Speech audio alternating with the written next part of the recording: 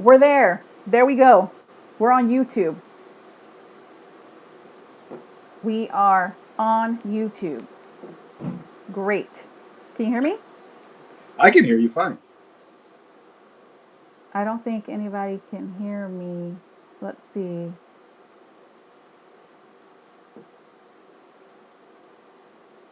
Okay. I think that everybody can hear us now. So what we're going to have to do is copy and paste this into Facebook, and they're just going to have to go there. Yeah? Sounds good. I'm just on the outside looking in. Okay. So we want this one, and we're going to go, let me put it in Facebook. All right. Let's see. Disconnect. Can you still see me? Yeah. Okay. Not now. Not now. Not ever. Okay. So let me copy this piece. All right. Due to some computer shit, Facebook. we had to change the live to YouTube.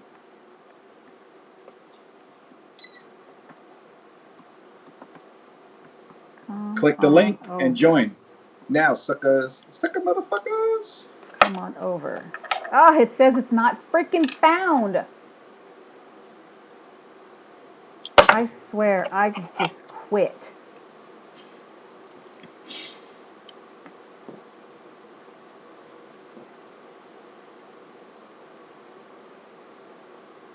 I don't think that that's it.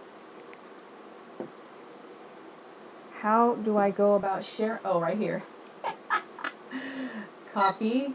And here we go. Here we go.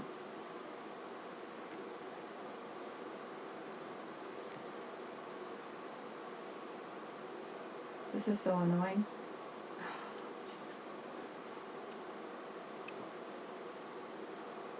So we're live, obviously.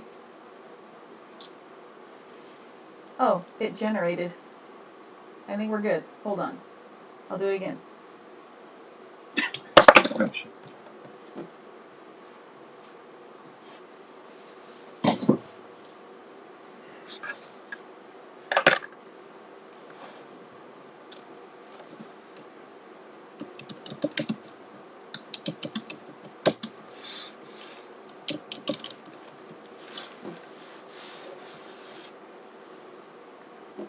Okay, I don't know that.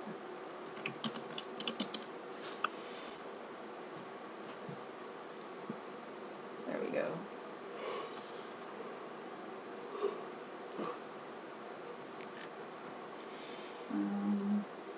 Body once told me the world is gonna roll me. I ain't the sharpest tool in the shed. So do I. I was telling the kids that when I first heard about Smash Mouth and because I didn't hear any of their music, I saw their appearance, and I thought they were this badass like rap metal band. Yep. And so I was like, oh hell yeah, this band's gonna be fucking awesome. And when I heard the song, I'm like, bro, you're like, ner. the fuck. All right, so I think we did it. Please check your video resolution. Lucian, what? Healthy. Okay, the stream health is excellent. We're excellent. No All COVID. right. Live chat. Remember. Okay, we're good with this. Oops. Okay.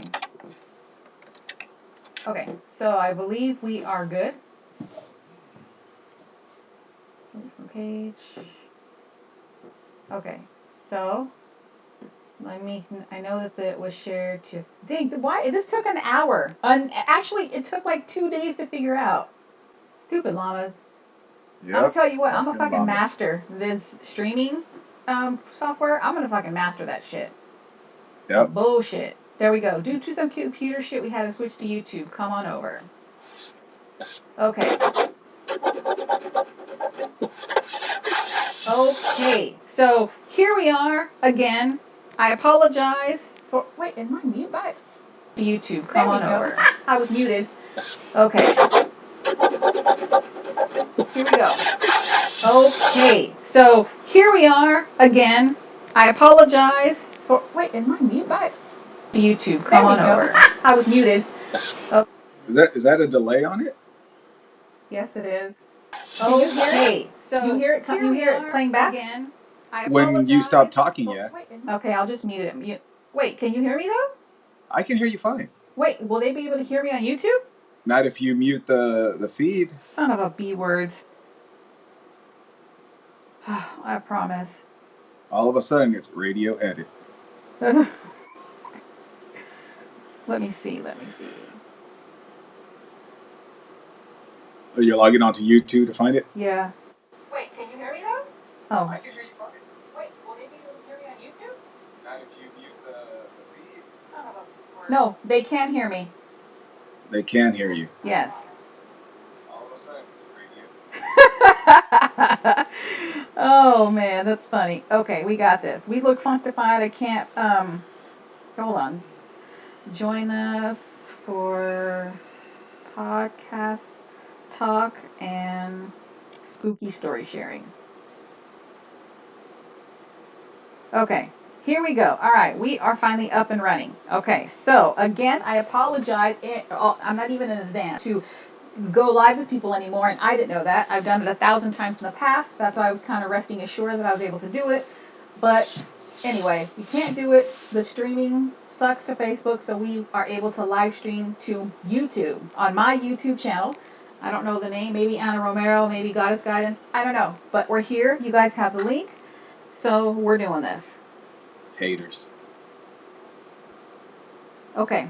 So we are coming on. First, I am Anna Romero. I am behind the page Goddess Guidance. And my brother is live with me today, Tino Romero. And he is the creator and the voice behind the Graveyard Grumbler podcast. So introduce yourself and let's get into it. Tell us about your podcast.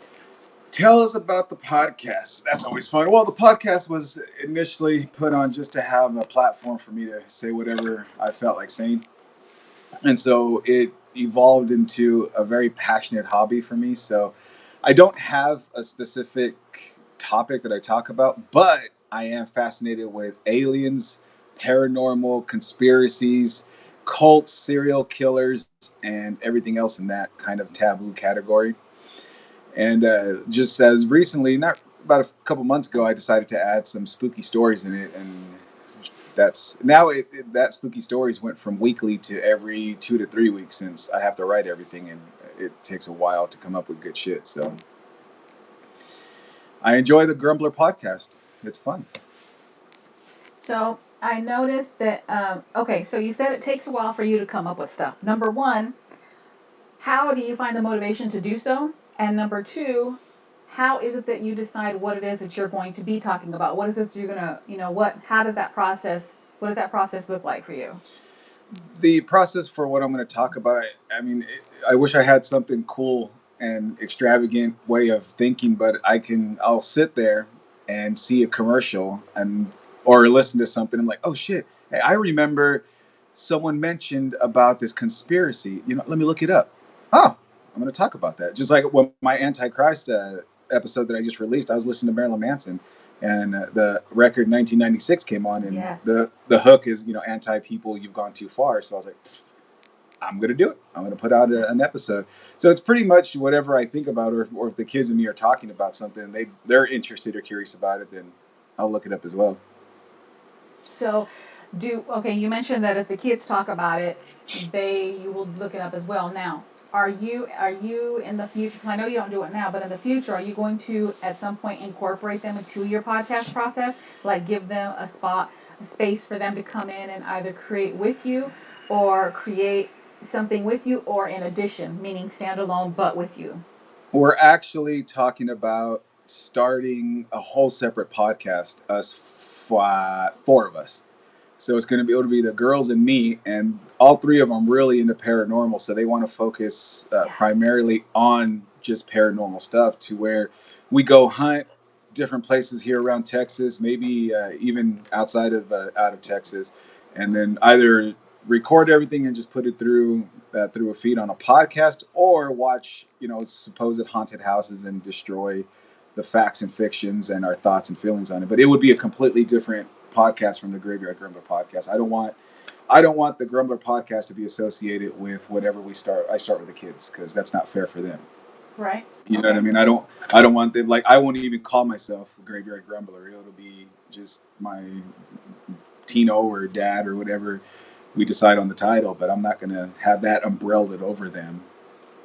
That way, if they ever want to take it off or do something by themselves, it's not affecting me, and whatever I do doesn't affect them. So we can look forward to more podcasts from you guys and you and the family, correct? Yes. That is exciting. Myself. I cannot wait, because I know, obviously, that I know them. They're my nieces, and I know that they have all the creative juices running through them, and I know that they're excited to go check out haunted places and everything. And by the way, when you go, I would like you guys to spend the night at a haunted hotel and then get back to me. I personally won't do it. I don't think I'm at that place yet, because I don't like things touching me that I can't see. So if something touched me, I'm gonna be out. So Well, there's actually a hotel out in Texas. It's here close to us. It's about 2 hours away, where I believe you can spend a night there, and it's one of the most haunted hotels in that area. So is it I mean, close to you? it's about 2 hours away from us. Oh, right on. It's not crazy far, but it's not really close. And it's you say about things touching you, when you close your eyes in the dark and you can't see it, something touches you, you don't freak out like when the kids touch you. So That's different when the kids touch me, because I know that there's bodies and there's people taking up that physical space. It's different when if I'm spending the night in the hotel, it's just me, or Aisha's on the other bed, and I'm physically aware that she's in the other space, and then I get touched by things. I don't know. I don't know how I would feel about that. I personally don't want it to happen to me, so that's out. you're thinking too physically. We're all energy, and that's all that's touching you is energy. Yeah, So but you get over the fear. Okay, no, you get over the fear. Don't make up stories about me getting over something, because that's just not going to happen. Not at least now with the touching. Okay, so again, you came out with this podcast, and it was you came out with it. I would say what, about 2 months ago, maybe 3, or am I tripping? You're tripping. I started in January. Oh, my bad. Okay, so you started in January, which is a fresh start to the year. And even in the midst of all this chaos, I won't speak the name because I don't like to give it any more energy than it already has. And even throughout, in the midst of all this chaos, you continue to post. To post, to record, and it seems like, because everybody's in the midst of all this crazy stuff, that podcasts right now get a little bit more attention, probably a lot more attention from people, because more people are staying home, or at least they were supposed to be staying home. Did you find that your downloads kind of spiked in the midst between like March and now, or have you just seen it just like a general climb overall? I've just seen it as a steady increase overall. I haven't had any spike in numbers since in March.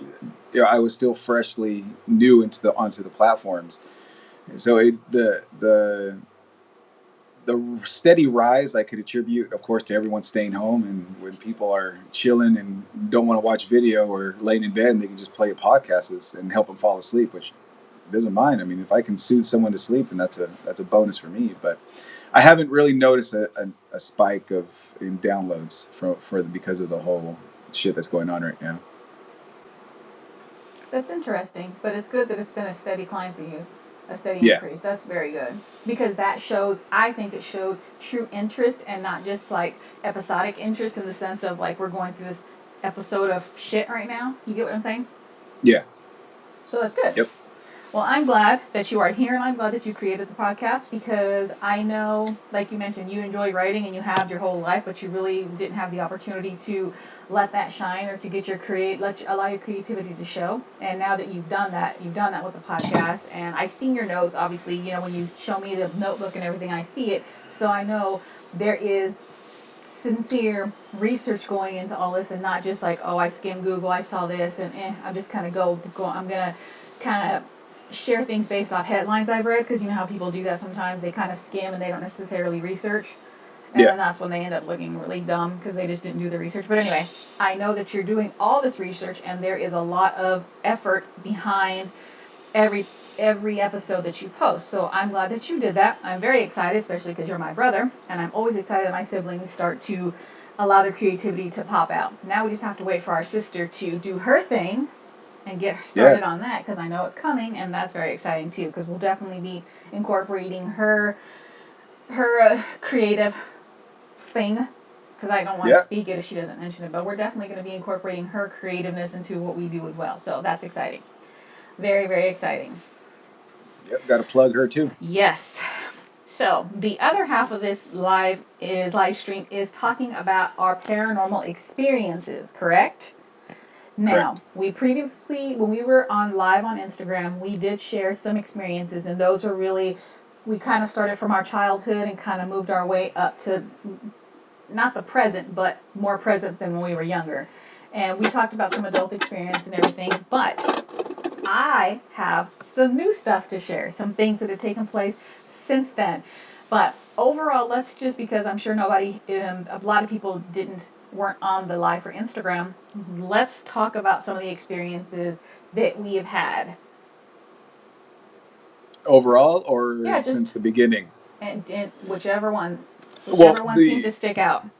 the other night when I was at work, I was talking to my partner, and I actually forgot about when I first moved out to Seattle, and I was about 5 years ago, and I was doing security there, and the route that I had was in South Seattle, which is just it's Seattle, but there's I don't know what a nunnery.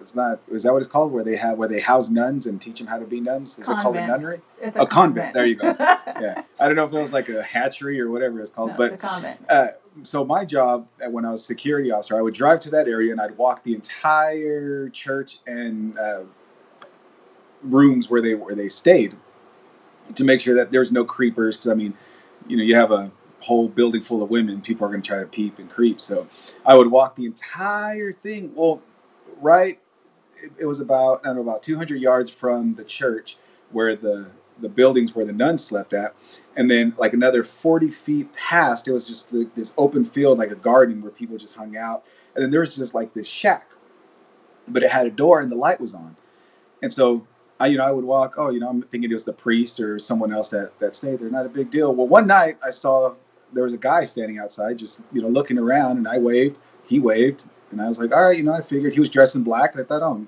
this was a priest, or he's a priest in training. So I just walked away. And one night I went morning.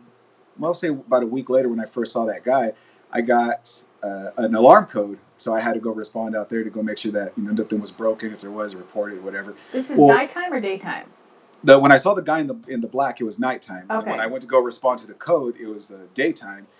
And then I saw the groundskeeper there, and I was walking. I was checking. I was like, "Hey, man, I got a code." He's like, "Yeah, that was me. I set it off." And I said, "Oh, cool." And then we were walking by the little shed. And I said, "Hey, who stays here?" And he looks at me. He said, "What do you mean, who stays here?" I said, "Man, I was here like 3 days ago, and there was a guy standing in black right here with the light on, right underneath the light." He's like, "Man, this shed has been locked for like the past 5 years. Nobody has a key to it. And since it doesn't bother anybody, we just left it there. We haven't even tried to open it. There's no point of tearing it down because it's not bothering anybody." And I personally took out all the electrical wiring to the shack from the outside. That way, no fires start from it. I said, "Wait a minute. You're telling me that no one lives in here? The lights don't work in this fucking shack." But the other night, I saw this dude in black standing underneath the light where the door is at. He's like, "Dude, I don't know what you saw." I said, "No, man, I know what I saw. I wasn't doing, it was not even that late at night, and you're telling me nothing in this thing works." He's like, "Man, no, I don't know what you're talking about." So I'm like, "All right, whatever, man." So about a week later, I saw another groundskeeper, and I told him the same thing, and he told me the same exact thing. "Man, the electricity doesn't run through here. Who the hell did you see? Did you go ask who it was?" "No, I didn't go ask who it was. Why am I going to go ask when I'm thinking that this fool lives here?" And so, yeah, I forgot about that one. That was when I first moved out to Seattle. So now you said you saw this man in black. Did you see an actual physical being wearing black, or did you just see the figure of a man like being dark in black because he was behind in front of the light? Which one was it? I saw a distinguished figure of a man, but you couldn't see his details since he was standing just outside of the light, but not completely into the darkness where the garden was at. So, but it was clear it looked like a person, just like you and me, just a regular person standing there dressed in black. And I mean, what do priests wear? They wear fucking black. I mean, I figured they wear pajamas. They wear black pajamas too. So what? That's what I figured. I mean, How do you know they wear black pajamas? Stop it. because that's all they wear is You the don't robe know things. that. See, I'm gonna Snopes it. Is it Snoops or Snopes? But yeah, Nope. so that was my. I forgot about that one in Seattle about the that dude out there or priest or I don't know what. I really don't know what it was, and I was not gonna go check it out because we've all seen horror movies. Yes. So Yeah. Have you seen is it the second Conjuring? I think it's one of the Annabelles or the Conjuring, because you know how they both intertwine with each other. Well, one of them shows it's about a nunnery, and it's the one with the white faced nun, the dead one. The what is it called? The Nun. It's called the Nun. The Nun. Yeah, Nun. Have you seen that movie? I did, and I wasn't. And I don't remember it because I wasn't too impressed by it. Okay, so that movie is obviously about a nun, and it takes place primarily at a nunnery. And at the end, or kind of in the middle of scenes, they show a shack where the guy delivers vegetables and food and stuff. But what you're describing is exactly what that looks like, with the exception of seeing someone in front of it. But what you're describing, the nunnery, the nun compound, so to speak, and the little shack is parts of that movie. So you should watch the rest of that movie so that you can see what I'm talking about, because it's going to resonate with you in terms of like those two things, but not necessarily because of the black figure. That's bullshit. You chose two of the most haunted locations to live in. You lived in Seattle, and then you're now in Texas. That is like the what do they call it? The hubbub or the hub of paranormal activity.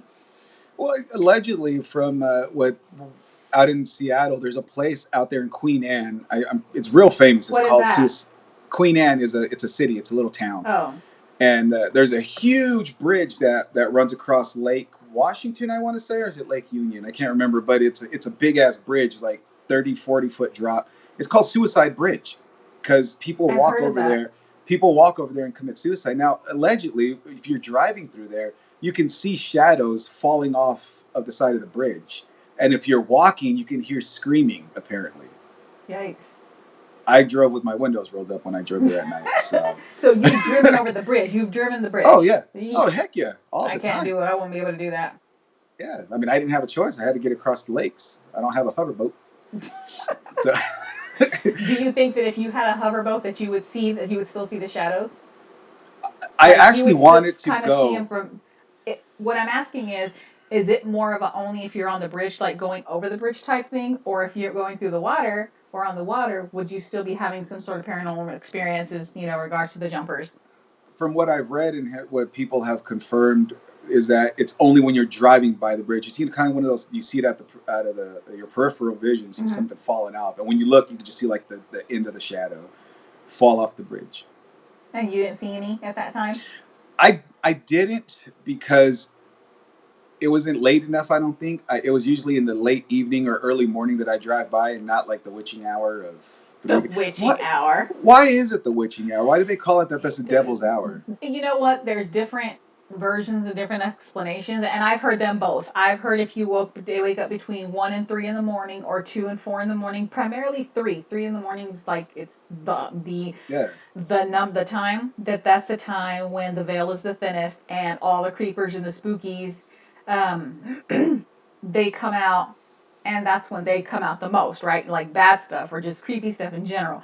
But at the same time, I've heard that from people from a more general spiritual path, like the one I'm currently on.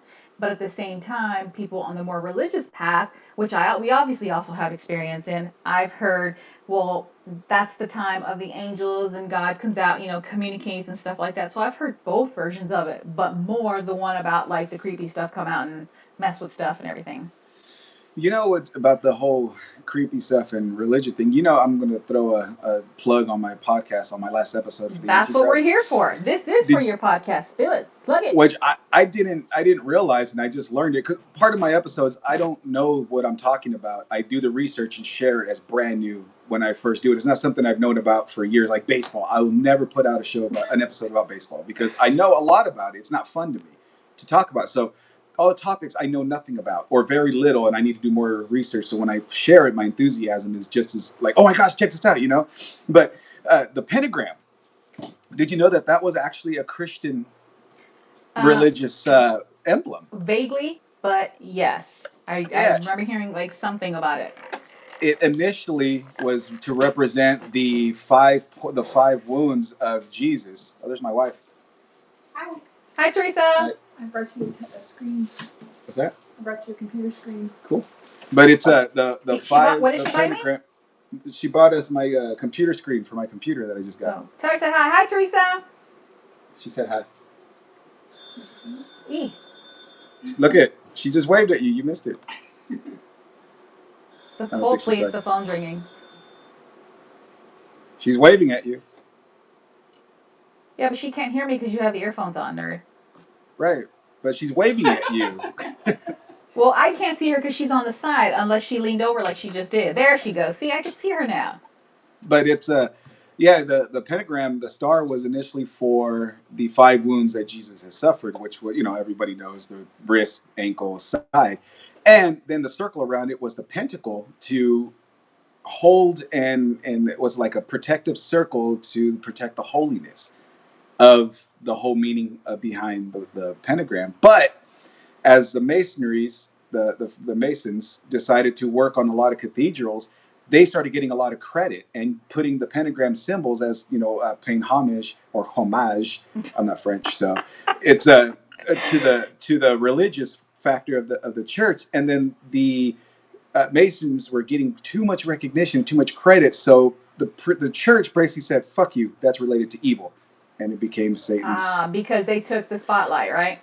Yes. See, I didn't know that. I And I didn't put either. that in the episode. Don't like the pentagram in general. Not because it's good or bad. I just don't like it. I don't like the way it looks. I don't use it for anything. I don't like it. And honestly, when I come across pages that use it, or I see, you know, paraphernalia or something or literature, I'm not interested. I just have no desire to look at it, to share it, to read anything about it. I'm just not interested.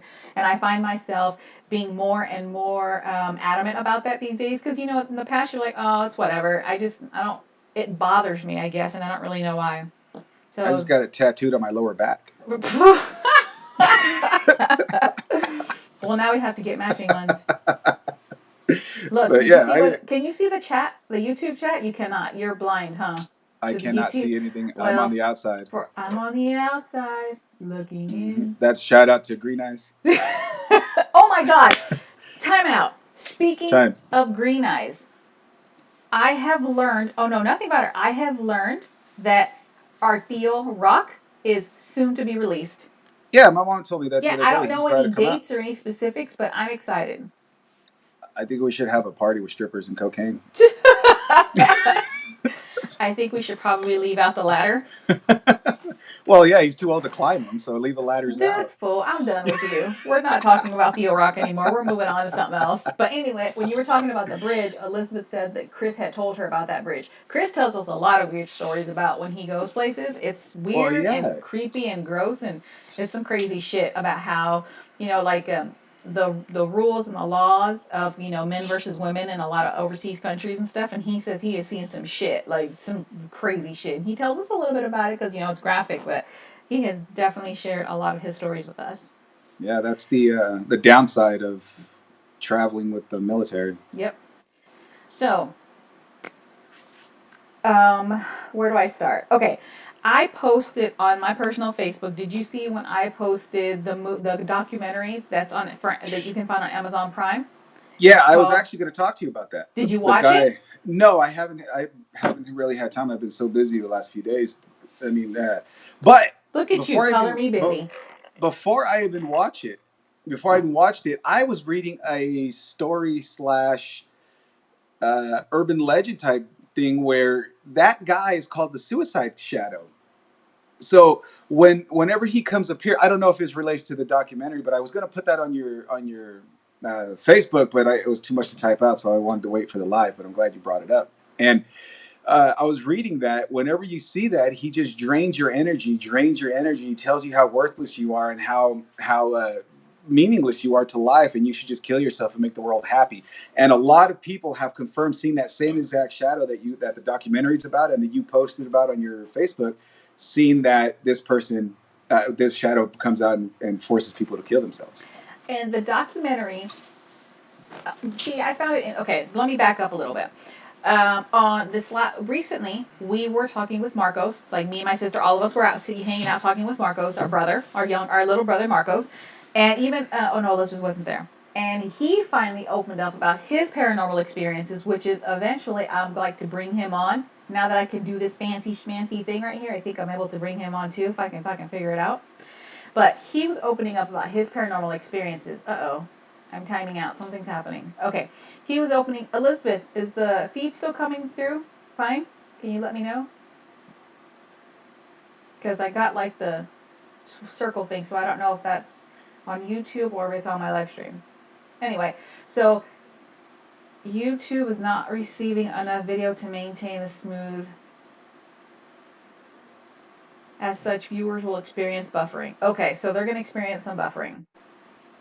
Anyway. Swole. Okay. Oh, now it's poor. Why? Goddamn globalists keeping us down. My stream health is poor, and I'm not sure why. I'm over here looking through the little settings like I know what I'm doing. Like, let me check it out. Hold on. When I dabbled in the IT field for a little while, it's coming back to me. Well, hopefully it's coming through okay. But anyway, so he was opening up about his paranormal experiences, and although I want him to tell his about the weird lady and everything, he talked about the shadow person. We have a shadow person in our house, and we call him Pablo. Pablo just hangs out. Sometimes you'll see him. We'll see him crossing. Primarily, my mom and Aisha. They will see him walking through the hallways, to her room from the bathroom or in the kitchen. We can hear his footsteps, the door. He drops loaves of bread for some odd reasons, and that's it. That's the majority of it. I thought we have called him like he's the shadow man too, But when I started seeing this documentary, and also Marco said that his experience with the shadow man is exactly how they describe it in that documentary. He was the one that told me to watch it, and he was like, you should have seen him. He was so lit, just like completely lit up about how right it was with how his experiences that he could barely even talk. He called me, put me on speakerphone the whole night. So I finally watched the whole thing, and it's crazy because that is not the experience that we have with the Shadow Man, or at least who we thought was the Shadow Man, because, we call him Pablo, but we don't have those experiences with him. He's not evil. He doesn't scare us. He's just roaming around the house, hanging out, being stuck to my mom, because that's how he came about, was with my mom. So it blew my mind because we didn't have those experiences at all. Not even a little bit. I've never experienced anything that's in that documentary whatsoever. But I asked Aisha what she has seen, because recently, so one night I was asleep. I went to sleep early, and it was about 1-ish, and she stomps into my room and she says, Mom. And I said, yes. I said, I'm sleeping. She's like, Mom, can you go in the kitchen and tell that lady to stop following me, to stop looking at me, please? I'm like, what lady? She's like, the one in the kitchen. She just won't leave me alone. She won't stop following me. She won't stop looking at me. I'm like, you want me to get up out of my sleep to go to the kitchen and tell some creepy ass ghost to leave you alone? I said, why don't you do it? She's like, ask her what she wants. I'm like, Aisha, you can do it. She's like, I did, but she won't leave me alone. She just keeps following me.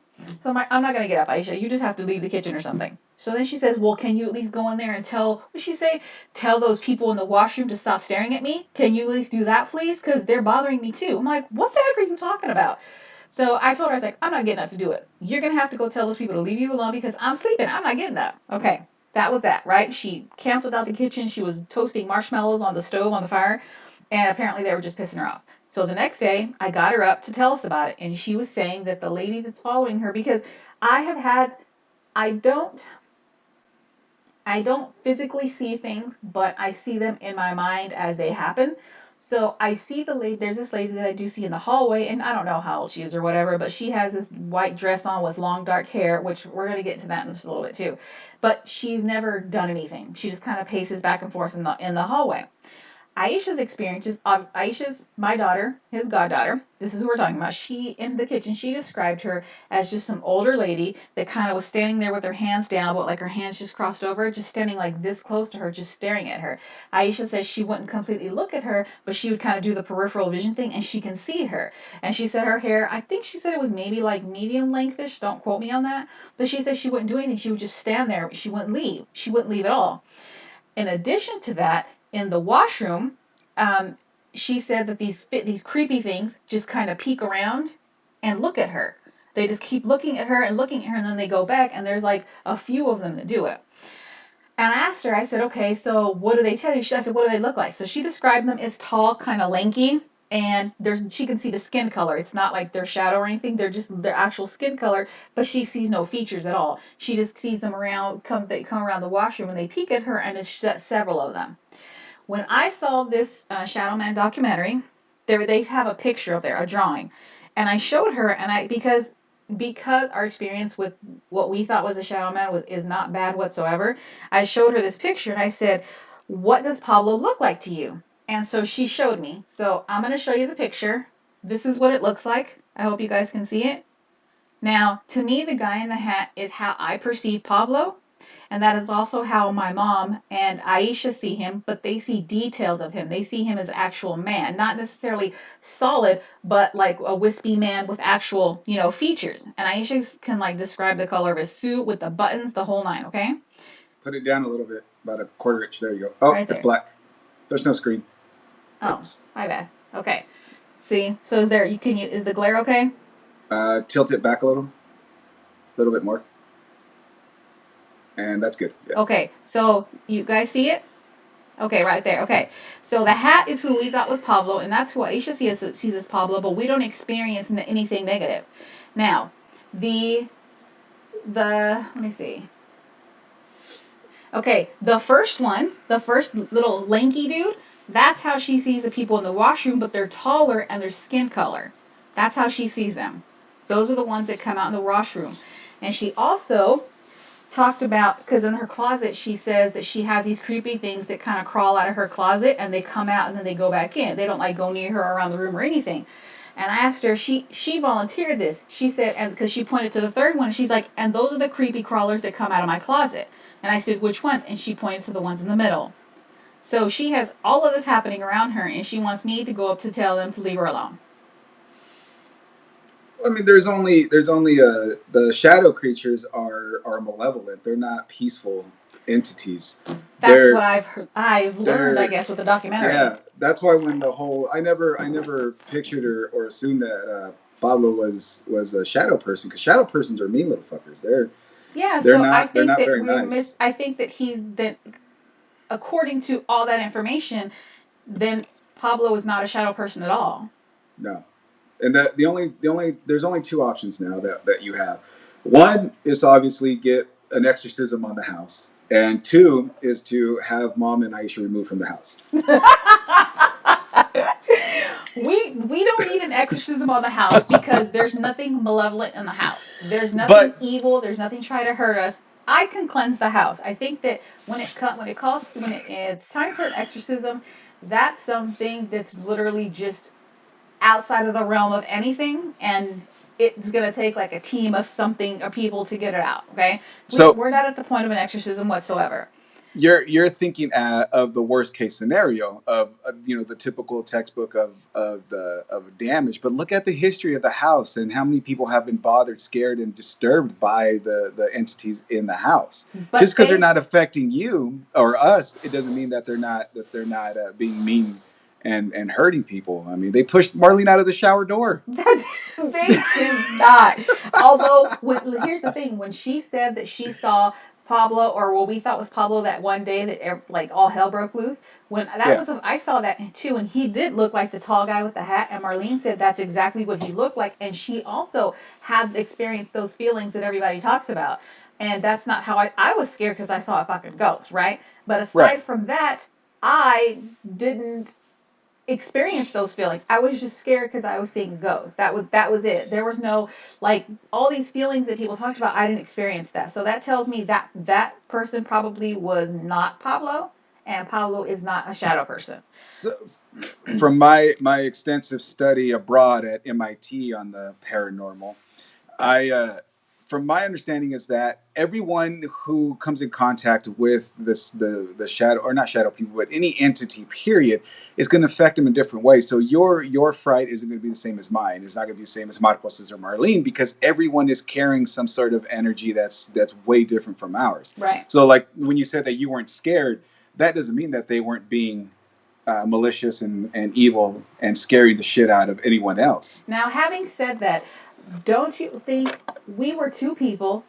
looking at the exact same thing and we experienced it completely different? I understand that things affect people differently. I understand that. But I think it's very interesting that they were literally counter effects. Like I was neutral, just scared because it was a ghost, but she was experiencing all this evil stuff, and I how.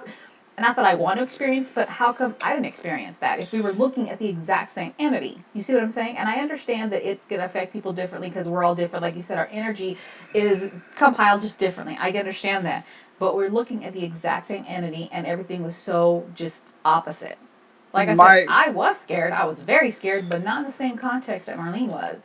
my theory on that, or my theory is that everyone has different evils that they're going through. Your struggle and your issue might not be as grave, depressing, or as a bad situation as the next person. So basically, what I'm trying to say is that your what you're going through at that point of life isn't as fucked up as the other person. So the person who's drained more, who's taxed more, depressed, loathing, and just already is fearful of everything because they don't know what's going to happen, it's going to affect them 20 times worse than the person who has it a little more controlled, who isn't as depressed or isn't struggling as bad as the next person.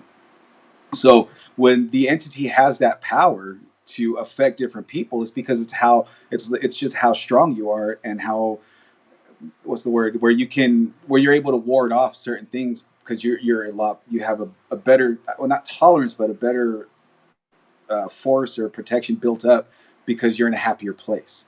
So in my opinion, the more depressed you are, and how it depends on how sad you are, is going to determine on the severity of the effect that you encounter of the malevolent spirits or regular entities. It all depends, because that's my belief, is that if you're happier, you're not going to get affected as bad. I But if you're agree. not, it's going to fuck you up. I agree, because when you said all the the sad stuff and the depressing stuff, or all the negativity, that's what we call, it's that's a low vibration. That's low vibrational stuff happening around you, and it is a fact that the lower your vibration, the more negativity or unpleasant or bad things you attract. That's You're right. just how it goes. And yeah, it's not a science, but it's a fact, a spiritual entity fact, I guess you should say. Elizabeth said she had a question. What is your question, Elizabeth? Ask, please. She said, I have a question, and then she waves her hand and says, I never seen them. Her next comment says, I was only scared to stay at mom's because you guys always talked about it. Okay, but that's not your question. What's your question, Chickadee?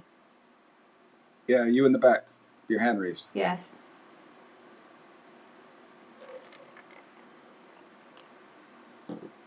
When you first pulled that cup out, I thought you were drinking a Bud Light through a straw. I thought you were drinking a tall boy. No, thank you. My That's what I sister thought gave it me this was. cup. And it is the best cup to keep my water very, very cold, and I love it. I drink a lot of water, so I'm constantly having to refill it. It's okay, Santos. I don't want one. Sorry. So she hasn't asked her question, but now, going back to the house, I am going to do a cleansing on the house in order for us to really clear out. Okay, here's the thing: because me, my mom, and Aisha are who we are in terms of the the gifts that we were just created with, that we were born with, we're constantly going to be attracting spirits. Spirits are constantly going to be around us. They're constantly going to be going through the house, whatever the case may be.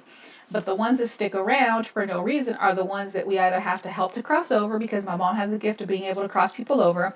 Aisha has the gift of everything, so I really feel for her because she gets all of it, the brunt of it, and I don't. Mine comes in different ways. I don't necessarily physically see things, but I see them mentally. I see them in my head.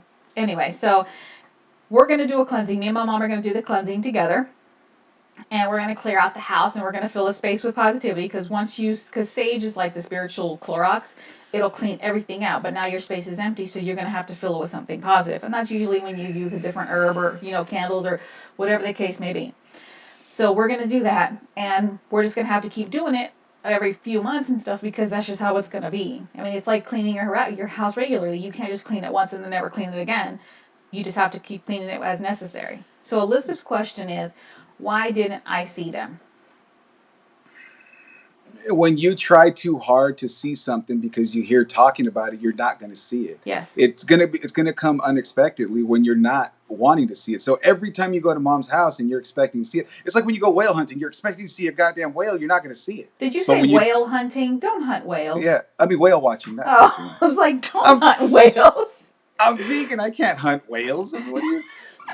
But when you go whale watching, and the minute you bend down to give your kid something to eat or tie your shoe, the goddamn whale pops up. So you can't go in expecting it because it's not going to see it. So it's a game that entities like to play, which is a legitimate thing that I've read, where they can feel that you're wanting to see them, and they'll be like, "Ha, not today, homie. Yep. Not today." Literally. So it's the more you're trying to see it, the less you're ever going to see it. It just has to come organically. I hate that word. But it fits. Yeah, au naturel. Yes. Like Le French. And people tend to think or to believe or feel that they're powerless against entities. I don't know how I feel about saying that word. My T's and my N's. Entities. Yeah, entities. You're putting too much Zacatecas on it. Entidades. Oh, sucker. I may or may not have messed up the NTs on there too. But anyway, people tend to believe, think, and feel that they're powerless. That, oh my God, this shit is happening. I don't know what to do. You decide what happens to you. Granted, there are forces that are beyond us, and that's a different story. But in like everyday life or everyday situations, we get to set the rules. We can let folks know, no, you're not going to come around and mess with me today. No, it's not going to happen. So you have the ability to clear out your aura and to keep your space safe. Your spiritual space, your physical space, you have that, because there's no rule in the world at all that says once something starts messing with you, that's it. You have to surrender. That's not how it works. That you have all the control that you need to maintain a safe space, so to speak. But I know that fear tends to capture us and tends to disable us a little bit, because we're like, oh my God, that, like you said, the energy I can't see at the hotel just pulled my foot. Now people if they get pulled off, I get pulled off of bed and shit. That's a different story. That's way different. That's like I don't know what I would do. But people, we're not powerless against these things at all. It depends on me. I mean, yeah, I can see the you're not powerless, but at the same time, if you don't know what you're dealing with, you're never going to know how to deal with them. I mean, you're powerless because you don't know what. I mean, when it happens, you're so you can't prepare yourself. It's not like you can pregame and have a fighting unless you're aware and willing to go through that spiritual fight. But sometimes you don't even need to do that, though. That's not. But you don't need to do that. And that's my question. That's where I'm going to come out with my question. I had to build it up, dramatic. But it's okay. So you're talking about cleaning the house, okay? About cleansing the house and all that other stuff. But where you need to keep a positive space and all this other stuff. But in order to do that, you would have to completely seal yourself away from the outside world. No, meaning you don't. That's not the case. Nope. Well, you're not letting me answer my question, because everyone is holding evil, negative energy and burdens with them. So by bringing them into a freshly cleansed house, wouldn't that taint your space and invite more to undo what's already done? Yes and no. Yes, because when you do a cleansing, well, for us, we spiritually protect our house. We have things strategically placed in our house for the reason of protection. Meaning, if somebody comes in with horrible, like they got some shit on their aura, like they come in and they're angry, they can come in and visit, but it's not going to stay, because we have our house spiritually protected. Yes, eventually we have to do it again, but for the most part, that's how it functions. Yes, you come in contact with people every single day, but you also have the power to protect yourself personally and as an individual. I have, things on my keychain. I have things in my purse. My mom, we have things everywhere that serves that purpose. So if we go out somewhere, we go into this house and we're like, this something ain't right, something is floating around here, it's not going to leave with us. It's not going to attach to us. I mean, it can realistically, but it won't for the most part because we protect ourselves spiritually. We I ensure, well, my mom has been doing it to us, but we all ensure that we are doing what we can to spiritually protect ourselves. And when we have to fight a little bit harder to, kind of scrape things off of us, then we go to a different step to do that. But it's not necessarily a fight per se. You don't necessarily have to know what it is that you're dealing with for the most part to be able to understand how to fight it. You don't have to do that. It's a matter of protecting your personal spiritual space to begin with. And it's literally that easy sometimes. Yeah, like I said, there's situations that are a little bit more extreme. Obviously exorcisms exist, so you know that it can get pretty bad, right? But for the most part, starting with protecting your home and your personal space and your family, that's literally where it starts. It's sometimes that easy. But like I said, fear kind of disables us and leads in it, and then we start to feel like we're powerless against whatever's happening. The entidades. I opt for the sea bear circle for SpongeBob. This, and it's something similar, kind of, so to Yeah, speak. You exactly. know I what know I'm you have saying? to protect your little space. That's why I Yes. threw that in there. Yes. I was the whole Pablo thing. I've seen things similar to what you've described, but I've never actually seen a form of an actual man. I've seen forms of people. What is? But Explain that to me. People versus. I don't so understand. so you clearly say a man in a top hat that has masculine looking features, tall, broad shoulders, a hat. The most women aren't going to wear hats, like a top hat, like you showed in the picture, you know. But what I have seen were just people, just forms of. It could be a woman, it could be a man, but it's clearly a person I see. that has walked in and around my mom's house. But the worst thing that actually made me get sober for about 3 weeks when I was in high school was that there was this goddamn black dog that posted up in front of our door, or in front of our yard, right by the mailbox in the front yard. Every single that's when mom worked at H&R Block. You worked. I'm not sure if you were at home or if you worked as well, but you weren't home. It was just me and Marcos for majority of the evening until mom got home at around 8 o'clock at night, 9 o'clock at night. But because that's when she was doing like 37 hours a day at Mm-hmm. H&R Block. So there was this black dog that would stay just sitting. It wouldn't growl. It wouldn't bare its teeth. It wouldn't do it. It just sit there and stare at the house. And it seemed like every time I checked out, walked in, it's like, oh, wait a minute. Why is that there? So I chalked it up as, all the drugs that I was using at the time. So I stopped using. I stopped using for about 5 days to, cleanse my body. So when my mom went back to work, I'm here chilling, and then I just felt weird, like that feeling where you have something staring at you. I was like, oh, maybe there's someone, a crackhead, trying to walk by or something. I opened it, and it was the dog sitting there, just sitting. It wasn't licking itself. It wasn't looking around. It wasn't turning its head. It just sit there and stare at the house, the big window. And when I popped the curtain over to the side, yo, why is that dog staring at me? So were you afraid because this black dog was staring at you, or were you afraid because this black dog was causing fears of fear and evil and bad shit? What was it? Both. Interesting. You know what's funny? I don't know if you remember, but Gilbert had that same experience. No, God damn it, stop texting me, fools. I was like, I'm on, what is I'm on that? live. I'm getting like 7 texts from a person that I told him I asked a question about yesterday. Well, there you go. But See? no, I didn't know that he had a Yes, similar my experience mom with will that. tell you the story to the point where my mom literally they were young, they were kids. My mom had to go to the bathroom with him because he was so scared. Like she'd have to sit like on the tub while he, covered himself and used the bathroom because he was so afraid. He was deathly afraid of this dog. And it happened for some years, if I'm not mistaken. I don't know if all of a sudden it went. I don't know how it transpired that he ended up going away, but he was terrorized by this dog for a long time. He was so scared. My mom literally had to go everywhere with him. Wait. I'm calling my mom out now. This is ridiculous. How in the hell is she gonna go help Gilbert take a bath as a kid? But when I told her I was scared, I was told to basically vete pa la fregada and go get dealt with by That Satan. yes, I know the feeling. I told my mom that. I said, "How come is it when we scared you guys?" She's like, "I believed in you that things were happening." I said, "So why didn't you do anything?" I'm like, "I was scared," but I don't know what her explanation was. That you know what? That's ridiculous. Nursing home. I don't, I don't appreciate Elizabeth that says, nonsense. Elizabeth, after she says, "Why don't I see them?" She says, "I don't want to see them." If you don't want to see them, don't worry about why you don't see them. Don't invite that juju. Yeah. Don't sit Because the there more and Ouija board that shit and be like, "What? I want to see the things at mom's house." Don't do that. now, Don't do that. do you believe in the Ouija board? I Do you do. believe that it actually opens up? It's the prepaid cell phone for this demons, or is it Um, spirits overall? Spirits overall.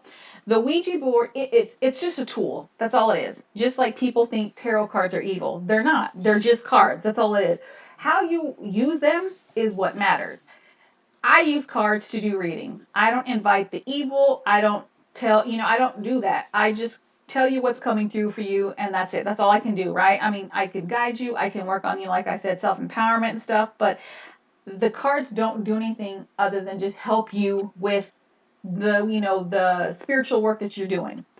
The Ouija board can serve the same purpose, but what the Ouija board does, like all spirit boards, they open up portals. They do. They're opening up the door. Now, the problem is when you open the door, you don't have control over who's walking in and out of that door. None whatsoever. That's why people say, if you think you're talking to your great Aunt Martha, don't believe it because it's true. Anything and everything can come through and you have zero control over it. None whatsoever. That's why things get fucked up. People with more experience that are familiar with working with spirit boards and kind of setting up the stage to maybe do a little bit more filtering in terms of who comes through, that's a different story, and that's a lot of experience that comes. I'm not in that zone whatsoever, but it's possible. But for the most part, you have teens getting together at the bathroom floor and conjuring up something, or you have adults that are so distraught that they want to get the Ouija board out to talk to their husband, or things along those lines. You have people that are inexperienced doing things that can really fuck them up. So it's not so much, I guess, the board kind of yes, but it's the fact that it opens up the door. It's a big old double door. It's open, and that's it. You have no control. You have all these kind of different spirits and people and entities and ghosts and everything coming through, and that's it. So you start talking to folks. Oh well, you got stuck with Juan from, the depths of hell, and that you're stuck. You I just don't. told Juan that you want to be his friend. I don't necessarily believe in the Ouija board, but it's not welcomed in my house. Exactly. I'm not gonna, even if it's that one small 0.1% chance that shit can really happen. I don't want to test it because I'll Yeah. get that 0.1%. Yep. I'm not I in the business of taking those kind of risks. That's not the kind so of calculated risks that I want to take in my life.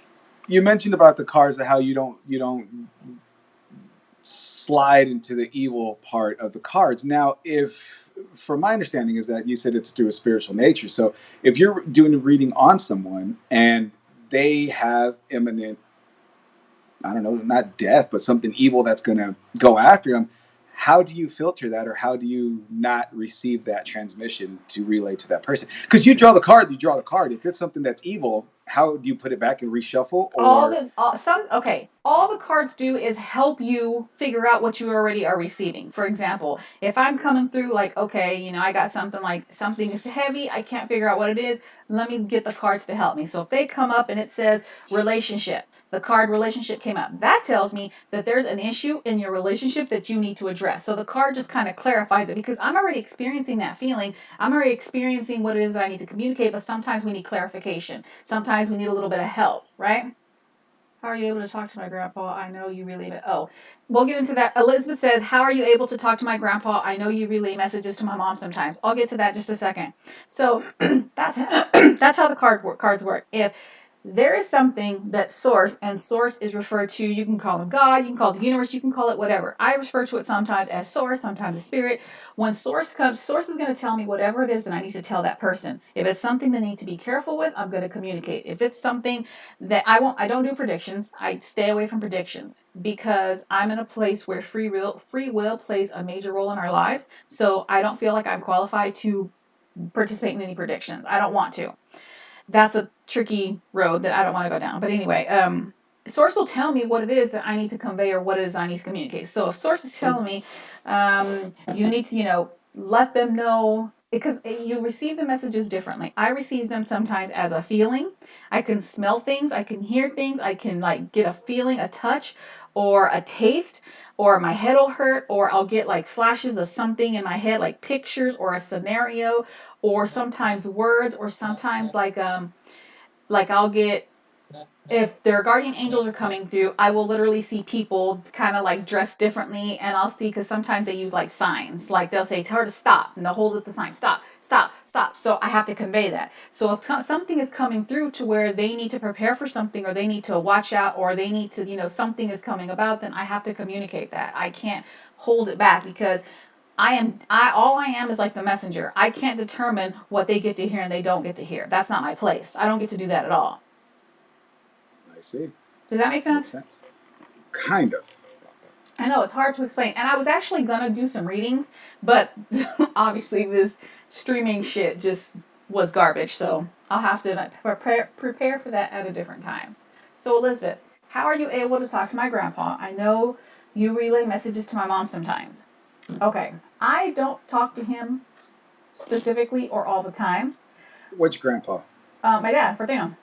Okay. So, go ahead. What were you saying? Yeah, she has the grandpa on the other side, so I wasn't sure which grandpa. Yeah, we don't. I'm not worried about him. So, I don't talk to him specifically like, okay, my dad's here, I'm talking. That's not how it happens. For me, what it is sometimes like if I'm talking to my sister or I'm texting her, how it works for me is I will get the feeling of my dad, or I will see like a memory of him, or see him just doing something, and then the message will come through. Like, okay, my sister's stressing, and all of a sudden I see my dad come through, and then I see my dad put his arm up like on her shoulder or something. I can't see who he's putting it on, but I know it's for my sister because that's who I'm talking to. That's who the communication with. So I tell him, I tell her, and I told her before, my dad wants you to know, relax. He's around you and he's constantly there, and he literally puts his hand on his shoulder to reassure you that you're going to be okay and you don't really have anything to worry about, and to stop being so sad so much, right?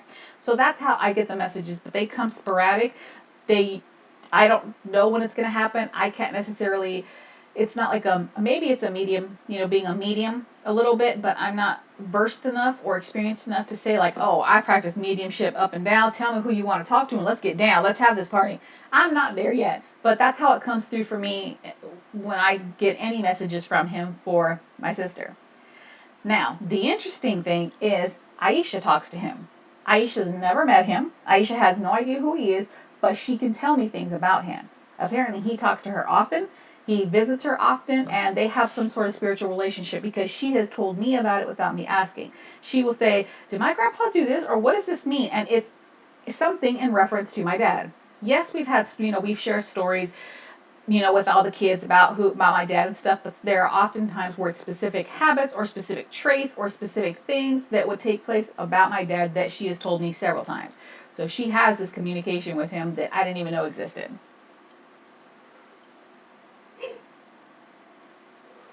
I feel like Excuse me. I said I could have just answered the question, but I went on to do all that. Did any of that make sense? I can't. I have a difficult time explaining things. It makes sense, but you drag it on to and answer 77 other different things. That's what it is. I take the scenic route to everything. Yeah, that's a perfect description for you. Take the scenic route instead of just following your Google Maps. Just follow the GPS to the answer. Oh, so there it is, Elizabeth. That's how that goes. Ay, Jesus Maria. So the whole cleansing thing, I personally I should have got cleansed a long time ago. I should have had some eggs rubbed on me or something, but the when I was younger, before I got married, I was in a horrible mind space. I was an angry little fella. I was, and it wasn't. Hey, it was a whole everything that transpired building up to the ultimate of just not being able to handle everything. So, in my opinion, or the way I feel is that during that time, a lot more activity was happening around the house because of the negative energies that was shared by everyone, by my mom, you, myself, Marcos, everyone. Even being a little kid, especially being little kids, you can feel the unhappiness and the negativity and from that's vibing off of other people. As I got older, and especially when I married Teresa, and when after her and I split, we got back together. Things kind of just disappeared for me. I stopped feeling things around me. Not to where I numbed myself from the world, but anything of any paranormal feelings where I had a lot when at my tia's house or at my mama santo's house or at home too. That once Teresa and I mended our lives and we decided that it was best if we did things together and we lived happily ever after, which we have been. I don't feel the evil or the strong paranormal pull, but I still see things like I did in Seattle. I still hear things, but it's not scary anymore. It's like, hey, the fuck, Do you know dude. why? I blame aliens. Okay. The aliens just came in and sucked out all the creepy stuff. Is that what they did? Yeah, it's the aliens. That happened because you raised your vibration. You went from a lower vibration where things, because of the negativity inside of you, and like you said, everything that's happening around us, and you evolved to a place where you decided you were going to make changes in your life, make them for the positive so that you can move forward, right? You changed your Right. vibration. You went from a low vibration to a higher vibration. So now that in and of itself is a way of protecting you. Now the creepy stuff and the evil stuff doesn't have as access to you like it did because you blocked it. You raised your vibration. You took yourself from an open space, like you took yourself from a place where your aura had all these holes in it that things can seep into, a place where you strengthened it, you raised your vibration. Now your aura, it doesn't have any holes in it anymore, so those creepy things can't get in anymore. Because the lower your vibration, the more negativity, the more crap, the more creepy stuff and all that you're going to attract. That's how it is.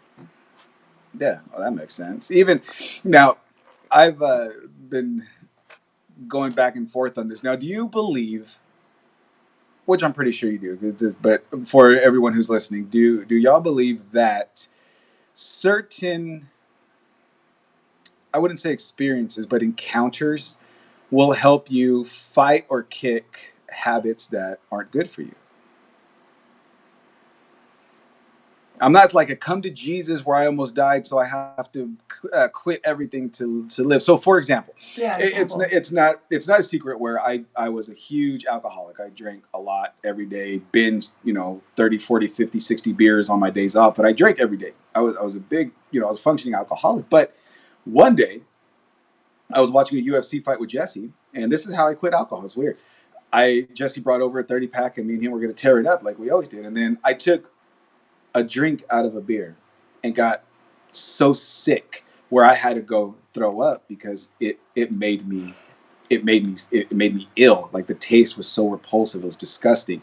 And Teresa asked me if I was drunk, and I said no, I've only had one beer. And she's like, yeah, okay, because that was my thing. I only had Mm-hmm. two beers, and I only had one beer, and I had like 47 beers already. But I had one drink of one beer, and it made me sick. And I told Teresa, I'm not drinking anymore. I'm done. She's like, yeah, okay. And I haven't touched it since I was 30 years old. I'm 38 now. That's 8 years ago.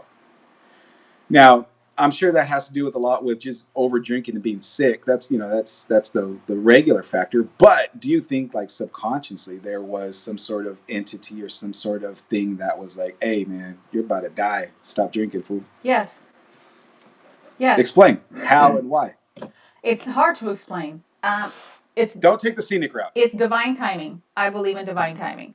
The universe is going to bring you whatever experience you need to have at that moment to make changes. If you were in a place where you said you were drinking like crazy, that night could have easily been the night that you died of alcohol poisoning. But you don't know that because you had the experience in which that experience allowed you to basically it kicked your ass. The universe kicked your ass and said, "That's it, you're done." So that's the experience that it gave you. That's the less scenic route I can do. And I don't think it's you call it subconscious, but I call it spiritual. So, what makes other people that we've had in our family as ignore those? That's Is it exactly what they do. is it just not believing? Is it they don't see the picture? They don't They feel it, haven't learned the or lesson. They haven't allowed themselves to learn the lesson. That's how it is. People, you're going to keep having the same experience over and over and over again until you learn the lesson and you're able to make changes. For example, I don't ever talk about it, but let's take the end of my, a relationship with Aisha's other mom. It ended horribly. And had it not ended the way it did, I would have never left the marriage. And I needed to leave it. It was definitely not for me or a relationship. We weren't actually legally married, but had it not ended the way it did, I'd still be in this toxic relationship, this horribly toxic relationship. And that I'm glad that I took that experience and I learned it. It was horrible. I went down like this huge, self-destructive, spiraling shithole, and had I not even had that experience, there was no way that I could be where I am now whatsoever. And I'm grateful for the fact that I learned that lesson. Otherwise, I'd still be in the same whole, downward spiral right now. There's no telling. There's no saying. There's no way of saying that I would have ever gotten out of it had I not learned the lesson. so what made you embrace the path that you're on now and pursuing what you're pursuing, your overall goal? I mean, the goddess guidance, which is a huge positivity path that you're on. What made you get on that path and embrace it? What kept you on it to where you just blow it off like, eh? I don't know what made me do it, but it kind of transpired. And here, you're gonna love this. It transpired organically for me. Oh, No that's right. one forced me into the situation. There wasn't anything where someone said, just come to this with me. You're going to like it. No, I don't want to go. And then I went and I liked it. It was never like that. There was one incident that happened at my house with, Buggy, that experience that she had, just that moment, I said, I can't do this anymore. I cannot continue to fuck myself up because it's affecting my daughter. So that was after the relationship ended, and I guess my toxic biological response to the ending of this relationship. So I was in a place now where I was just really super, super scary and toxic and just doing horrible shit. And when I saw how it affected Buggy, I was like, that's it. I'm done. That was it. Never again. And it stopped. It literally, everything stopped for me. I didn't like trickle away. I stopped everything. And then from there, because I stopped all that, toxic behavior, I started to see other things that were presenting themselves to my path. All of a sudden, I'm driving down the street and I see, the store. I didn't even know we had a metaphysical shop in town. I saw Enchanted Cottage. I'm like, oh shit. I'm curious as to what's in there. I'm gonna go check it out. And that right there was where it all started. Is when I decided to walk into that store and see what it was all about. That's exactly when everything started. Me going onto this path. All of a sudden, I learned about this, and then I met people at the store, and then I started learning what they were doing and where are you at? Oh, what they Oh, had right to here. offer. It's like ever since I stepped in that store, I have been connected to different people and different ways and different paths that ultimately have led me on the path that I am now. When I started there, the path that I started there is nothing to where I am now. I'm in a completely different place because I've learned differently, and not that that's a lot of it's cultural that I learned to embrace. Because for a long time I was just Mexican folks just irritated me, but Right. I've learned, I've grown, and it's just the day I walked into that store just to see what it was about was the day that I literally started the path. I smell sponsorship.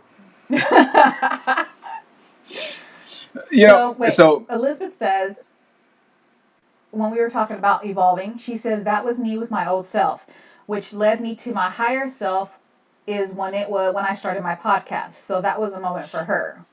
right, but she's still short. What higher self?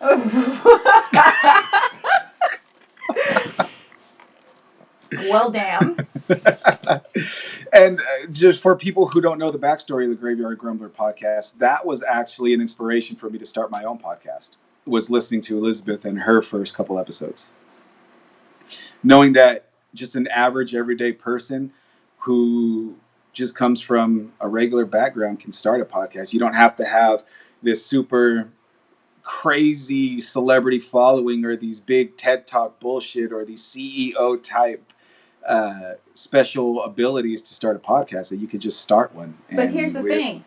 You and Elizabeth and me, we are the CEOs of what our creations. I am the CEO of God's Guidance. You're the CEO of Graveyard Grumbler. Elizabeth's the CEO of Life on a, what's the name? Life of an Aspiring Coffee Mom. We are the CEOs of our creations. You know what I'm saying?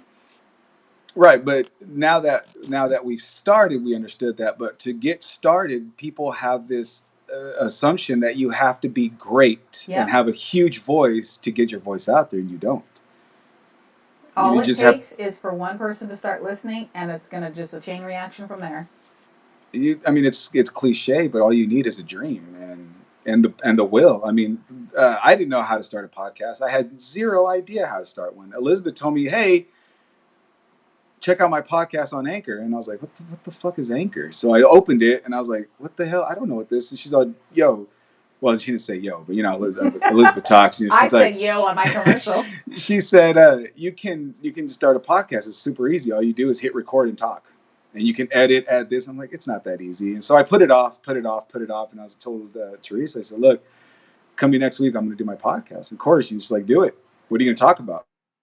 And I said, "I don't know, but I'll figure something out that day." So I took out my phone, went into my closet, hit record, and that's how Graveyard Grumbler started. Did you say you went into your closet? Yeah, because the acoustics are better. I have a lot better. Did you put your egg carton things on your wall? I don't eat eggs, so I don't have egg cartons. Just take them out and give them to someone and use the egg cartons, the big egg cartons. I'm not going to supply someone's egg habit. Those things are expensive. Elizabeth said that's rude from when you called her short. Oh, her podcast. Oh, I am a horrible. It's Crunch Time Coffee. Yes, I apologize. The name of Elizabeth's podcast. Elizabeth's our niece, by the way. It's the Crunch Time Coffee Talk. How are you gonna plug the wrong plug? I know. Which reminds me, Elizabeth, are you gonna start being active on your podcast so that we can start also incorporating you into what we're doing as well? She says she needs to rebrand so she can she said, figure yes, out. You just have to be inspired. Oh yeah, to start the podcast. You guys have talked to me about the podcast, and I don't know. I will eventually do it, but I think that I'm gonna start YouTube because I like doing this. You know how I don't know if Elizabeth does it too, but I know for a fact that you are a planner. You do your research. You fill your notebook and you write. I am opposite to that. I have to just go with it intuitively and just. It'll come to me. I trust the process that when it's time to talk about something, it's going to come to me and exactly what I need to talk about is going to come up. That's why when you said, well, what's the outline? I'm like, oh, well, shit, I got to make something up because I don't do outlines. Yeah, I have to have an outline. I can't just go blind. And I can because to me, it just comes to me when it comes to me. I'm for everyone who's listening, how many are paying attention. Unfortunately, you will never see me on a video other than live streaming with you or being invited by someone. I'll never have my own video channel. I don't like video. I don't like posting video. I like the podcast where it's just me, the mic, and my editing software. I don't like seeing myself in video. And I mean, have you ever watched that movie Talladega Nights? Yeah. It's like, what do I do with my hands? I don't know what to... See, and I'm more of a visual person. I talk with my hands, so I'm constantly doing this without even realizing it. Yeah. And plus, I don't want to edit video. See, I don't edit anything. Okay. I like doing lives because once it's out, That's it, right? But I don't ever pre-record anything because I don't want to edit. I wouldn't even know what the heck to edit out. I wouldn't even know. To me, I just put it out there.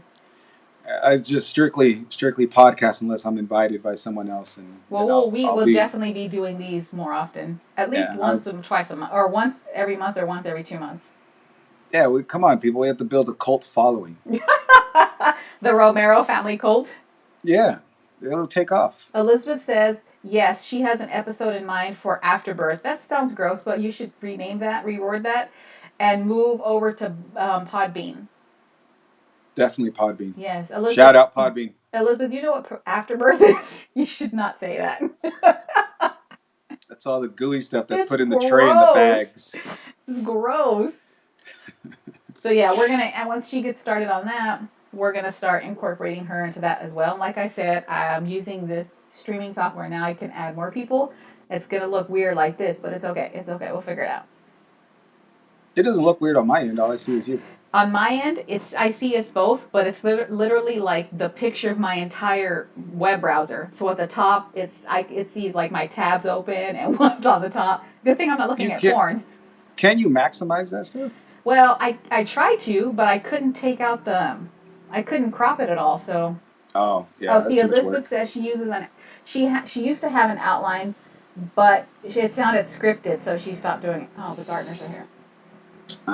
You don't. That's the thing. I don't script. I bullet point. I have certain topics that I'm going to touch on. Like I don't even have my notebook with me right now, but it's like the Antichrist. Who are they?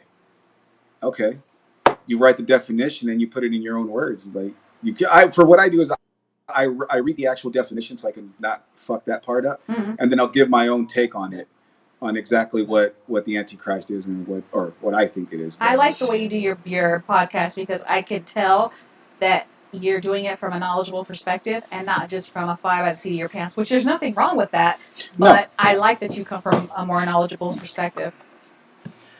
Yeah, because I mean, the last thing I want is for someone, even if I give false information or wrong information, call me out. But I'd rather give wrong information than not knowing what the hell I'm talking about at all. If I misread something or misquote something, fine, call me out. But if it's better than, well, the Antichrist was actually made by the BBC, and Walt Disney picked up the Antichrist and developed it as gummy bears. They're like, the fuck are you talking about? It's better to get, little small details wrong versus the entire point of what you're saying, unless that's what you're pointing to the podcast. But I can't do. I'm a creature of habit, so I have to have certain things, which is weird because I was looking at my report card and I failed fucking every topic ever. Oh, you got the stuff Mom sent you? Yeah, I got the stuff, and I was showing the kids how horribly I did when I decided that I was going to rebel and not graduate. I was going to go work, and my grades showed it. I got a 0.56 GPA. I don't know how I got kicked out of that. Yeah, by choice. It had nothing to do with ignorance or not being able to learn. It was just because I didn't feel like it. I was all about sex, drugs, and rock and roll. Literally, quite yeah, literally. So and then when we were talking about the ignoring signs and everything about that, you remember that family member who was possessed by a demon. I don't remember his name, and I wish I did. I think it was Quali. Was it Quali? I thought it was Johnny. Could have been. I don't know. It was one of them. I know Quali was most recently. Don't quote me on that, but I think most recently it was Quali, and I don't know exactly when. I don't know if we're supposed to be sharing that, but let's skip the name part and just keep going. Oh, censor. Beep. Yes. We're going to change the name for identity protection. Call him Jim. Jim. So Jim. So when Jim was possessed by the devil, I wanted to go see. Me too. I wanted the firsthand experience of seeing the actual possession, not assuming that it was going to be just like the TV versions of it. I knew it wasn't going to be anything like that. However, we were not shunned, but kept away at all costs, and the conversation was real mums. Mum's the word that you can't. It was a secret code that you had to know to even talk about the damn subject. And, being in our house, it was easy to eavesdrop. You can eavesdrop real easy on the, So what steps do you think that was taken for whatever demon, because that's what possessed him. You're possessed by a demon. You're not possessed by, the fuzzy good bears.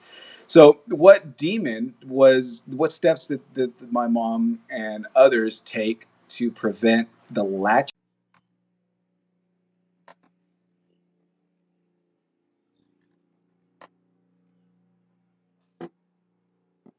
Where is everybody? Hello?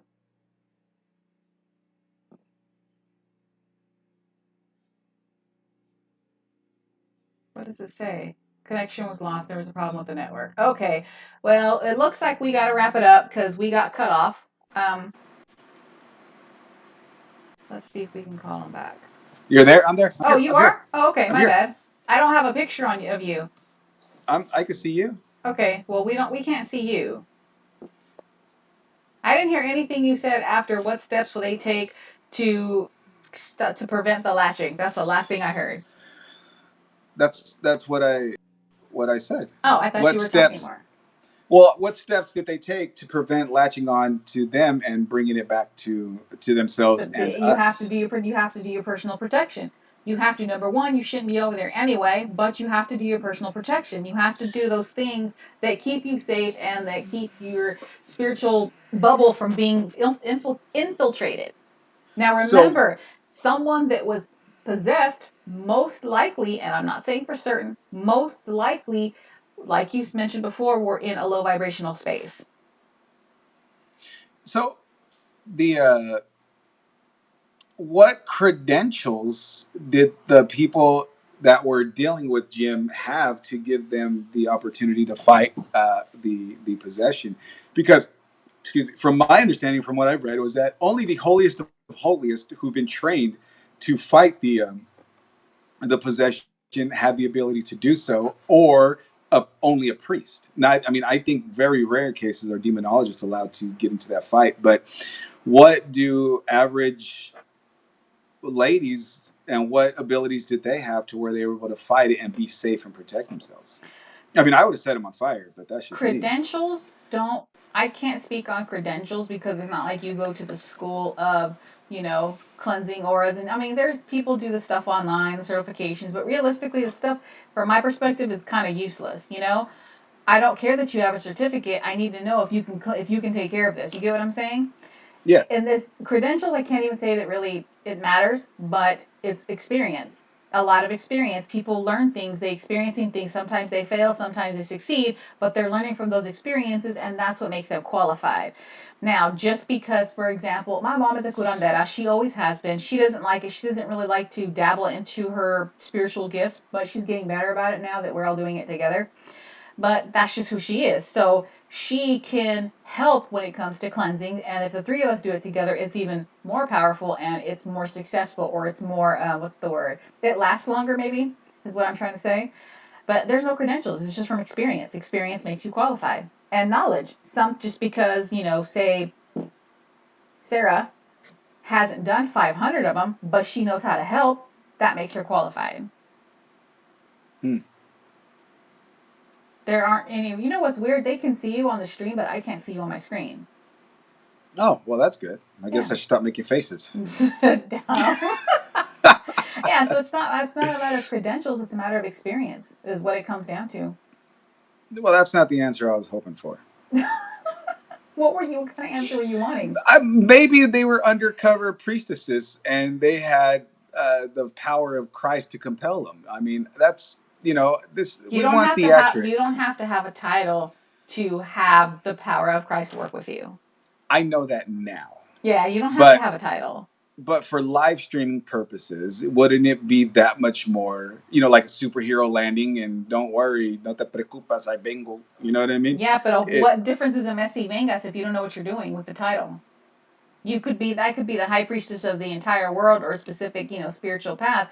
But if I don't know what I'm doing, what difference does it make? And granted, I probably wouldn't have gotten or been initiated into the title of high priestess if I didn't know what I was doing. But in terms of like everyday occurrences, or when something happens, most people aren't initiated into those in terms of like where we live.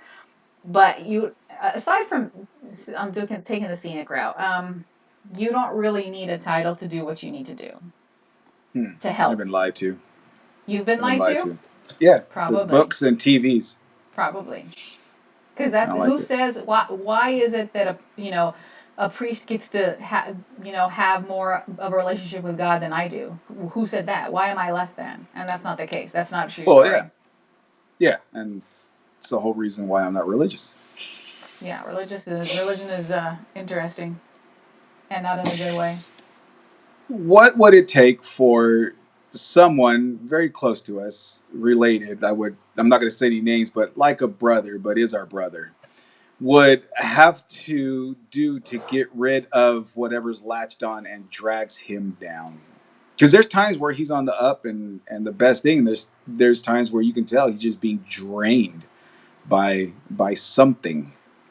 Well, number one, it was a cleansing of himself first, his person, and then you'd have to do a cleansing on the whole house and everybody inside the house, because there's no point in cleansing him and he's good, but then you got people around him that are still in a bad place, because now it's just it defeats the purpose completely. So you got to cleanse him, the people inside the house, and then his entire space. If it continues to happen, then we have to come in with something a little bit more aggressive, and that's something that, depending on what it is, the tools will be a little bit different, but it can still happen. But in order for it to be effective, number one, he has to believe, and he also has to have his own upkeep with making sure that he keeps the low vibrational shit from around him. Do you believe or agree that a rebaptizing is a cure-all? Nope. I didn't think so. I didn't even think the original baptism was a thing. The reason for original baptism is weird to me. But yeah, it's to cleanse the evil of a brand new kid. It's brand new, has no thing in the world. Yeah, that doesn't make sense to me. Yeah, it's a money grab. But I baptized my daughter, so.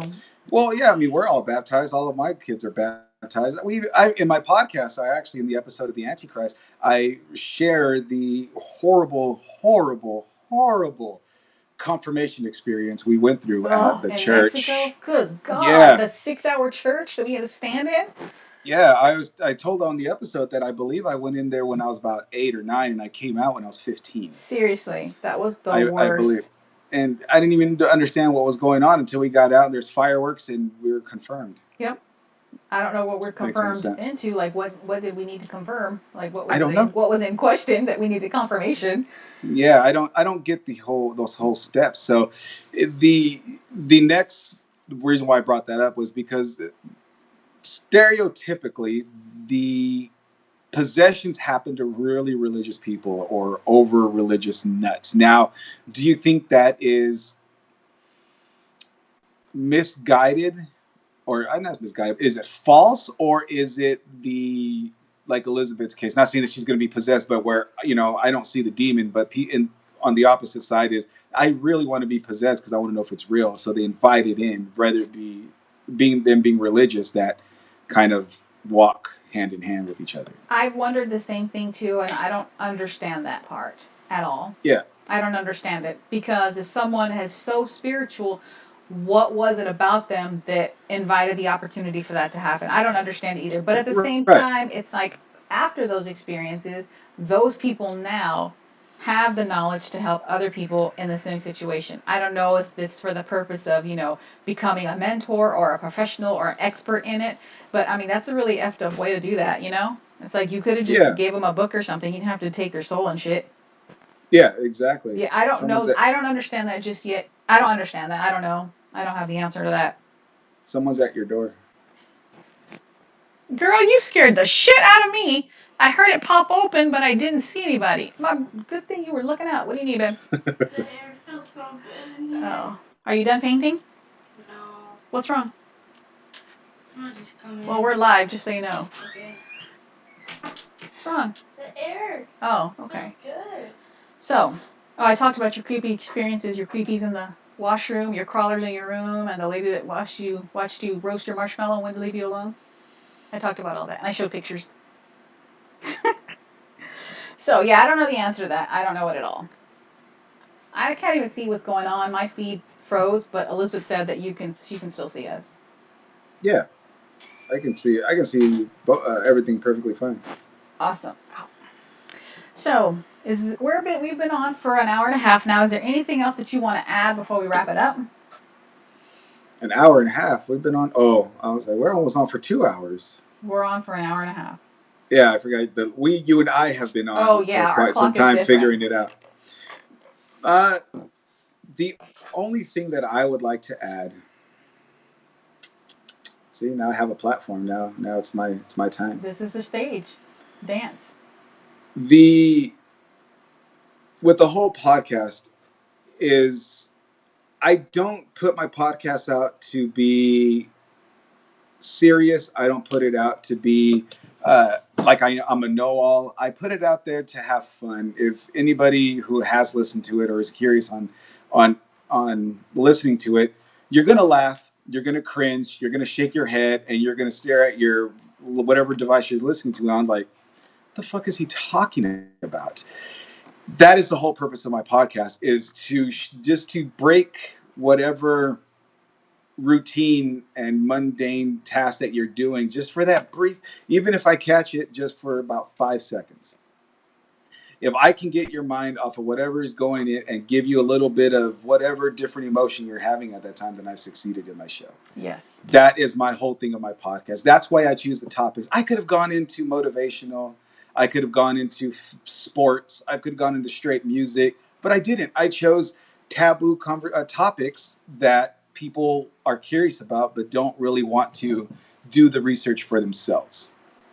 And so I throw that out there, the paranormal, the, like I mentioned on one of my episodes lately, I've been so interested in extraterrestrial. Do I believe in aliens? Of course. We can't be the only life form in the world, in this universe. There's no way possible. Yeah, I mean, there's no possible way, but I talk about it to where I joke around, I crack jokes, I make it interesting and fun, because I'm learning just with everyone else when I'm sharing the conversation. So unfortunately, if you want to listen to it going to church on Sunday with the rest of your kids while you're eating Chick-fil-A, you can't do that unless your kids don't, or you don't mind your kids listening to cuss words, because I talk in my podcast the way I talk in real life. I cuss, I use bad innuendos, I throw crude jokes. I don't do racist jokes at all. That's not what I do on podcasts. I keep that out, so you don't have to worry about getting racially abused. But I do cuss. I do say off-color jokes. I do throw innuendos out there. So, but that's because I'm myself. I'm just being myself, and the audience that I'm trying to reach, I want to just everyday house moms, everyday people that are going out to work. I'm not looking for the blue collar professional. The white collar professional. If the white collar professionals listen to my podcast, then hell yeah, man, escape whatever you're doing and listen to me for a few minutes. That's great. But it's actually, I see it as a family fun show. A lot of people won't agree with me, but my family listens to it. Yeah, my family listens to it. I know a few other families that listen to it, but it's because I try to keep it as realistic as possible and not use crazy ass words that I've heard. I can't be boring. I can't do the whole, like I joked around earlier, radio edit. I can't do it.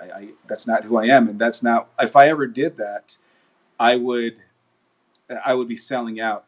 And speaking of selling out, I actually got offered to be a part of a podcasting network and be promoted by this huge paranormal podcaster, and he tells me, hey, dude, your sound is great, your voice is great, your cadence is great, what you talk about is awesome, but I can't help you out if you continue to cuss. Oh, that's and I said okay. And he's also, what I'm offering is that I can promote you on my show, I can do whatever you want, but in order to do that, you're going to have to go back and re-edit all of your shows and take out the cursing and change how you are. And I said, it's never going to happen. I'm not going to sell out.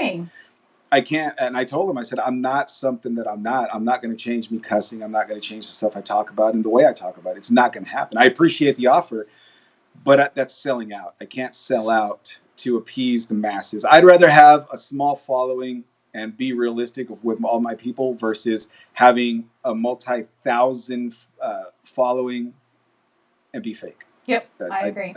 So if you listen to my show, I'll never be fake. I'll always be who I am. If you ever meet me in person, which, a lot of my family already knows me, and a lot of people, friends, but if you ever meet me, my listeners who don't know me, the way I am on my show is the way I am in real life. I don't change. True story. It's exactly who I am. Like right now, the way that I am on live is the way I'm on my podcast. The way I am in real life. I don't change. So for everyone out there, your website is, your podcast is Graveyard Grumbler. What else is it? Podbean. Say it. I'm sorry. Go ahead. graveyardgrumbler.podbean.com. Yes. But if you don't want to go to my website, I'm on almost every major platform out right now. I'm on Stitcher. iHeartRadio, Spotify, That's awesome. Apple, Radiocast, Overcast, Google Podcast. I think I'm on Radio Public as well, but I'm on like 8 different platforms. So if you go into your favorite platform, which usually is Spotify, Google, Stitcher, and Apple, I'm in there. You can pull me up, or if you don't want to look through it, just Google my name, Google Graveyard Grumbler Podcast, and you There can you just listen go. to my show. It'll come up. Yeah, I'm a Googler now. That's fucking awesome. I never thought I'd be a Googler. That's awesome. So get out there and listen to this podcast. It is awesome. It's funny. It's realistic. It's knowledgeable. It is fantastic. And for me, you can contact me on my website. It's my business page is Goddess Guidance. You can find me on Facebook and Instagram. My website is Anna, ANNA, mromero.com. And you'll just go visit my page. I have a blog up there. I have some services to offer, and go check it out and see what's up. Go check us both out. You might learn something. You might enjoy it. And I hope that you guys come back around and visit us often and frequently, because we'll definitely be doing some lives again in the future. Okay? Yep. And feel free to email me or message me anywhere that you can think of, and let me know if you want me to do a special episode. I have no problem. That is very true. You can contact me as well, so we can talk with each other and see what's up. Chit chat a little bit. So again, thank you everyone so much for being here. We apologize for the technical difficulty. This computer shit, this streaming shit is garbage, but we figured it out. Not that great, but we got up and going. So again, thank you for being patient. Thank you for joining us and coming to hang out with us even an hour after it was supposed to be. I hope that you guys have enjoyed us. You guys have enjoyed our stories, and you guys take time out to reach out to us. Is there anything else you'd like to say before we go? Good morning, good day, good night. That's it. Goodbye. See you guys later. Bye.